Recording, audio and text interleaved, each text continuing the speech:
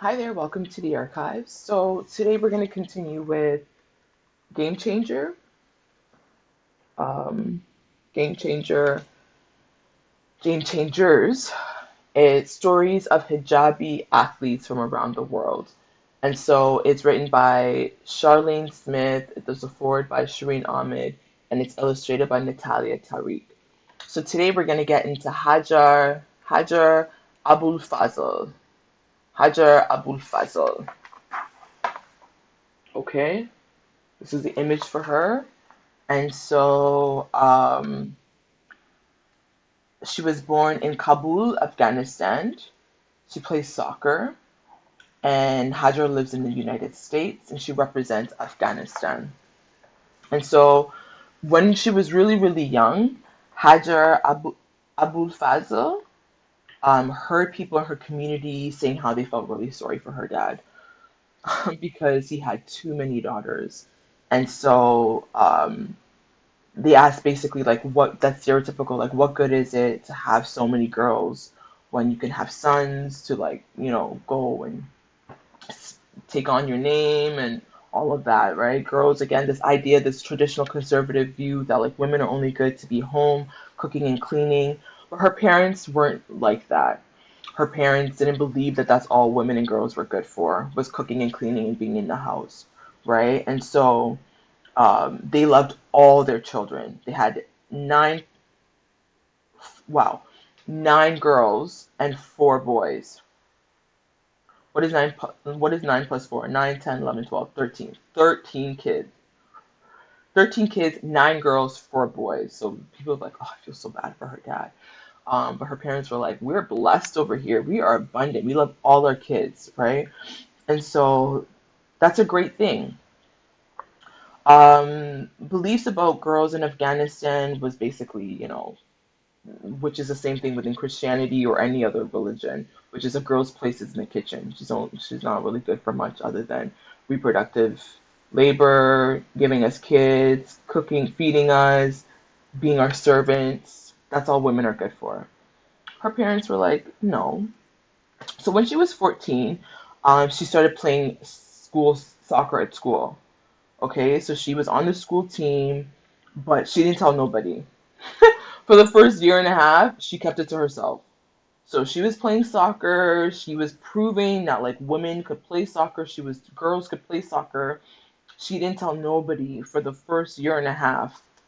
But what happened was her team finally made it to a city tournament, and she had to let her parents know because she needed gear, right? She had to wear like a jersey and she needed cleats and stuff. So she had to tell her parents. So she told her parents, and they were surprisingly supportive. They were like, okay. Her dad was the one who took her to get her uniform. He got her all of this stuff. He gave her permission to do so. Um, she thought he would say no, but he totally surprised her, right? He took her by the hand. They went to the sports shop and he got her everything she needed, which is so sweet. So you see that even her parents are unconventional in a sense, right? She was expecting them to be like, no, you're not playing soccer. Girls don't do that. And her dad was like, okay. And so basically, her team finished second in the tournament that year, and there were scouts. So there were scouts from the Afghanistan Football Federation that were watching.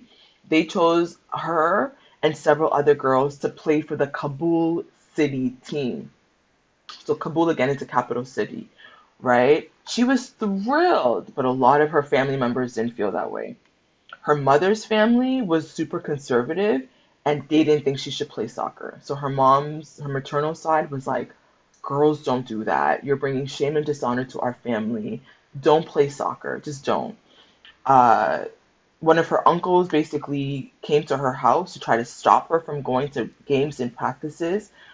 He even told her that he had a son that she could he told her that if she ever had sons, her sons would be ashamed of her. So they didn't even just shame her. They were basically using children she didn't even have yet. She's a little girl. Her uncle was like, your future sons are already ashamed of you. Your future offsprings, they're ashamed of you. You're a disgrace, you're dishonor. Do not play this sport. And she was like, okay, but again, that's your opinion. You're not God. You don't dictate what I do in my life. My parents are cool with it. As for me and my household, we're gonna play soccer. So it was just water off her back. They didn't even listen to her, okay? She was really upset, obviously, right? But she didn't think she was doing anything wrong. Her parents were really supportive. Her dad taught her that if you start something, you finish it. You started the soccer thing, you're gonna keep through it, right? You keep the word to yourself. So her parents were super supportive. She started playing on the Kabul soccer team for a year. After that, she was chosen for the Afghanistan women's national team in 2008. So she was so good that she just didn't even play for just a capital city. The national team wanted her. So she played on that team for nearly 10 years, on the Afghanistan women's national team for 10 years. She even served co-captain. So during that time, she was also pursuing a medical degree. So not only is she playing soccer, not only is she just doing amazing at soccer, elevating, elevating, elevating, homegirl is like, watch me get a medical degree. And I'm going to become a doctor. Wow. And so she went, she got her medical degree, and then she was also, not only that, but she was also working as a head of the women's committee for the Afghanistan Football Federation. So she's just like doing out here triple work, playing soccer, running the head of the committee, and getting a medical degree. Girl, rest. But this is the thing. A lot of you have to do like you have to be twice as good, right? We hear that as black girls growing up. You got to be like two, three, four times as good just to be seen as average. While meanwhile, a lot of these other girls they don't have medical degrees.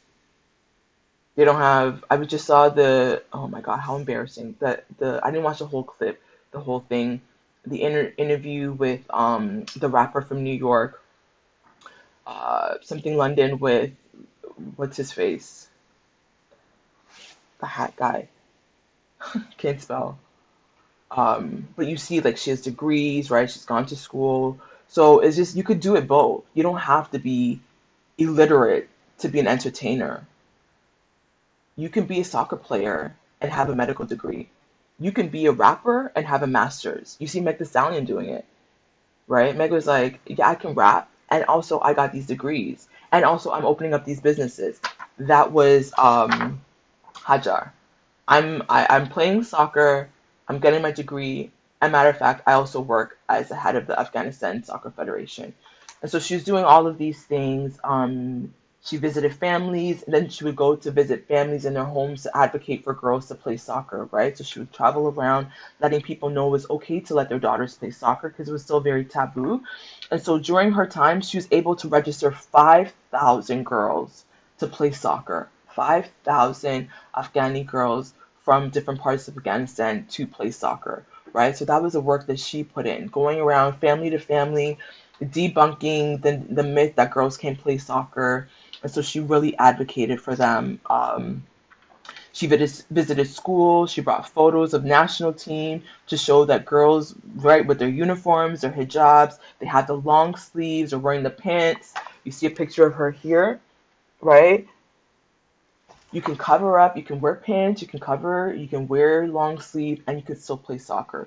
So she's able to get 5,000 young girls to register for soccer.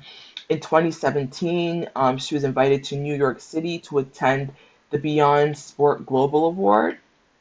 She was one of four people shortlisted for the Courageous Use of Sport Award, and that was for individual bravery in the face of adversity.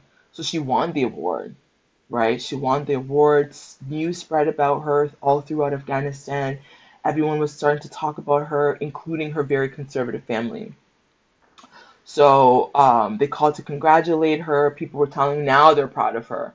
Now that she made it, now they're calling to be like, oh yeah, we were always a fan. Oh yeah, yeah, yeah, that's our little girl. That's our girl. Yeah, yeah, yeah, yeah. No, you were a hater. You were a hater. You tried to tell her to not do it, and she didn't listen to you. They leave that part out.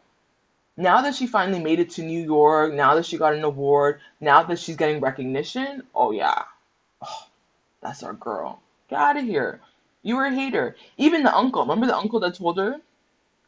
There's one uncle that had called to be like, oh, you should marry my son. Basically, oh yeah, the one uncle that told her that no one would marry her called to be like, you should marry my son.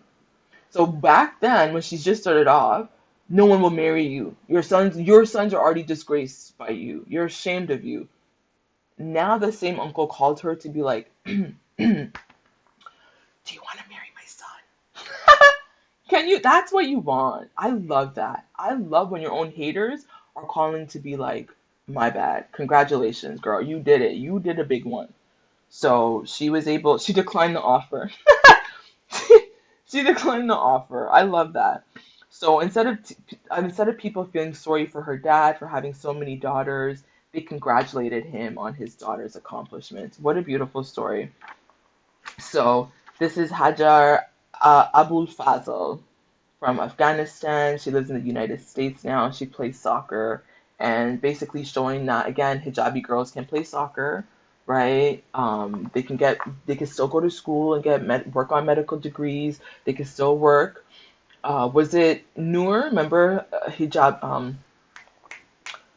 Love is Blind Habibi. Noor was like, oh, I hate feminists.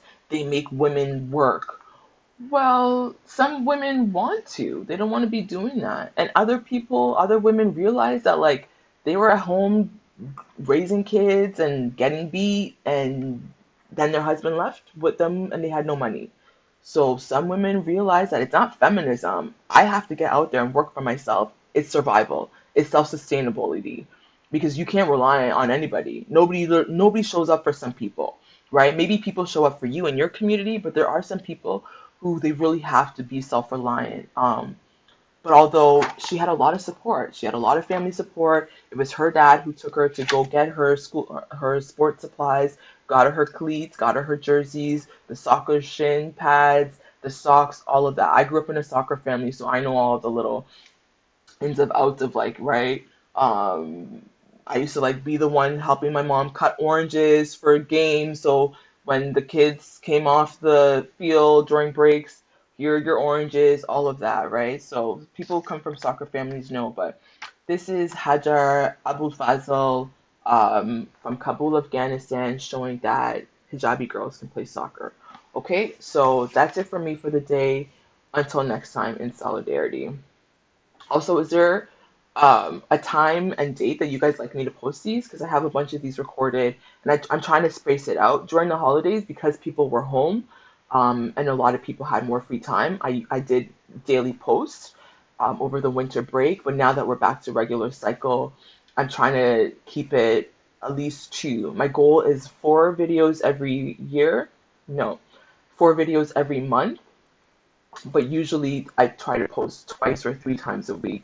Um, Thursdays and Sundays usually, sometimes on Mondays, but you'll usually see me up on here either Sunday or Monday or like Wednesday, Thursdays. Okay, so expect at least 2 posts from me, but I do pre-record these and then I'll post them later. So if you can leave a comment, if you can like, if you can subscribe, that would be great. Thank you to those who are already watching. My New Year's goal for this year was to get 250 views in one video. That's all that, because I usually get like 10, 20. I think the Mummy Wata video is already almost at like 1,700 videos. So thank you for watching, all those who took your time to do that. That's helped me reach one of my goals for the year. I also have a goal of reaching, I think 500 subscribers is what I said. And so thank you if you are here. I do appreciate you. Again, my name is Dorothy. I will be sharing more on social sciences and the humanities on my channel, specifically as it pertains to women and girls. Okay? So until next time, in solidarity.